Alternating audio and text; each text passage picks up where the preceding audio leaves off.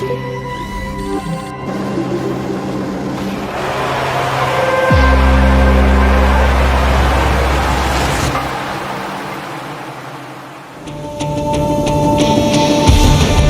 afternoon and welcome back to wonderful Indonesia. The Pertamina Grand Prix of Indonesia coming up in MotoGP in just under 45 minutes time. Spectacular 4.3 kilometre, 2.67 miles Mandalika circuit. Could not really be any closer to the ocean, could we? Turquoise waters, glorious sunny day. The aerial displays in full swing as well. And a MotoGP title fight that has had another major plot twist, as for the first time since the Spanish Grand Prix in Jerez at the end of April, Pecco Bagnaia has relinquished the World Championship lead. He comes into this afternoon's Pertamina Grand Prix of Indonesia 7 points behind Jorge Martin. It's Martin who has been flying high of late in the MotoGP World Championship. Surgeon's knife on an operating table in Italy.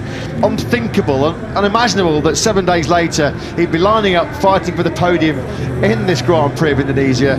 That's exactly where Marco Bezzecchi finds himself. Astonishing recovery. He fought his way through from 9th to 3rd in the sprint. What a shot that is.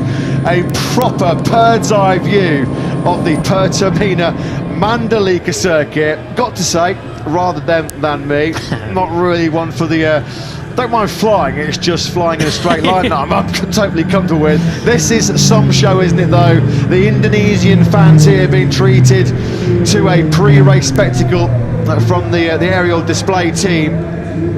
Lewis, this is going to be a big day, you feel, particularly for Pecco Bagnaia. 13th on the grid. Only 8th place in yesterday's Tissot sprint, losing the World Championship lead. He's been at the dizzy heights at the top of the championship for some time. I'm getting dizzy actually, just watching these breathtaking shots. Absolutely awesome pre-race coverage here. But the Martin Bagnaia duel has taken another big plot twist yesterday. Well, much like the jet that we were on board with there, it's the MotoGP World Championship battle that has been turned upside down in recent times. Pecco Bagnaia, when he completed the sprint with a podium in Barcelona on the Saturday afternoon, was 66 points clear of Jorge Martin. He now trails him by 7, with of course the Indonesian Grand Prix this afternoon and then 5 more race weekends to go in 2023. So it's a tall order for Pecco Bagnaia from 13th on the grid here this afternoon. He's going to have to walk that tightrope between caution and aggression to try and maximise his points haul. Regaining the World Championship lead today might well be too steep a climb for Pecco Bagnaia, but this might be a day for just banking whatever points you can and then living to fight another day in Australia. No Pecco, no party, they say. Well, Pecco will certainly do his level best to have them partying in around 27 laps time, but he's got his work cut out from the 5th row. These Indonesian fans had to be very patient to get the glimpse of the world's best riders. Some of them would not have even been born the last time we came to Indonesia before last year, 1990. And Maverick Vinales are the 2 within the top 6 who've gone for the medium front tyre.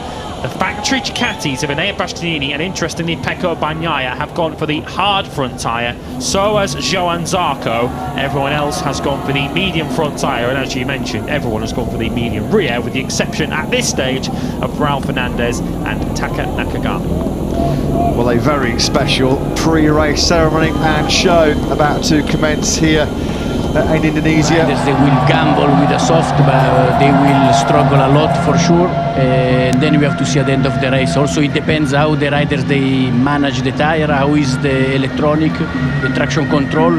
So everything they can do to save the tire, it will help them to have the best performance at the end. Thank you, Pierre. With Alex Espargaro's mistake and some post-sprint drama as well, when Jack Miller inadvertently crashing on his way back into the pit lane. They're going to be hoping for better fortunes though in the feature race here today. Let's get some thoughts from their team manager Francesco Guidotti, who joins Simon. Yes, he does. Francesco, can you give us your thoughts about each of your riders going into this race? Yeah, will be a tough race in this condition. We know level of grip and temperature and everything is will be a long race, 27 laps. It's quite long race, but confident after yesterday information from Jack's side, because Massive race coming up, isn't it? He's been banging the drum of late at the top of the MotoGP World Championship, MRT. How's he going to extend that 7-point lead over Pecco Bagnaia? Let's go and get some pre-race thoughts. Prima Pound the Catty Boss, Gino Borsoi, who's with Simon. Gino, another masterful display from Jorge from 6 on the grid yesterday in the sprint. How would this race... Manuel Espeleta, of course, who did so much work behind the scenes to bring MotoGP back to Indonesia. It's one of MotoGP's biggest markets, a huge and passionate fan base. There's a really good crowd here today as well for this 15th round of the season. We'll quickly pop back down on the grid then and catch up with Simon again. Just wanted to inform you something. You know how Piero was from Michelin was convinced everyone was going to go for the medium rear tyre, bar 2, but further back. And so I'm towards the front of the grid doing the interviews. Francesco Guidotti saying that he's still going to make the tyre decision, the rear tyre decision. I was waiting for him to say something about that, because he's not bluffing. There's people watching each other, meaning what are they really going to run? It's almost like everyone's pretended they're going for the medium rear tyre, but they suspect that someone will change last minute, so keep an eye out for that. Very difficult to predict, because you know, we swap from the soft to the medium, and for most of the people the rider is quite unknown, and we don't know if the tire will drop, if it won't drop. It's very difficult to have an idea how the race can end up. For sure, for Fabio, it's going to be much easier than for Franco. Thanks, Simon. Thanks to Mario Maragall. We'll pause then now for the Indonesian national anthem. Indonesia, tanah airku, tanah tumpah darahku. Di sanalah aku berdiri, jadi pandu ibuku. Indonesia kebangsaanku, bangsa dan tanah airku. Marilah kita berseru, Indonesia bersatu. Hiduplah tanahku, hiduplah negeriku, bangsaku, rakyatku semuanya. Bangunlah jiwanya, bangunlah badannya untuk Indonesia Raya. Indonesia Raya, merdeka, merdeka, tanahku, negeriku yang ku cinta. Indonesia Raya, merdeka, merdeka, hiduplah Indonesia Raya. Indonesia Raya, merdeka, merdeka, tanahku, negeriku yang ku cinta. Indonesia Raya, merdeka, merdeka, hiduplah Indonesia Raya.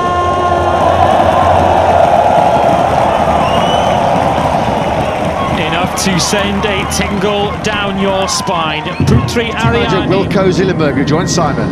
Wilco, can you give us an idea how Raul and Miguel feeling going into this one? I have no idea about the girl, but Raul feels very well. Right, Raul, but there must be some concerns on your side. Yes, of course, it's a very long race, very demanding of scores of the tires, so clearly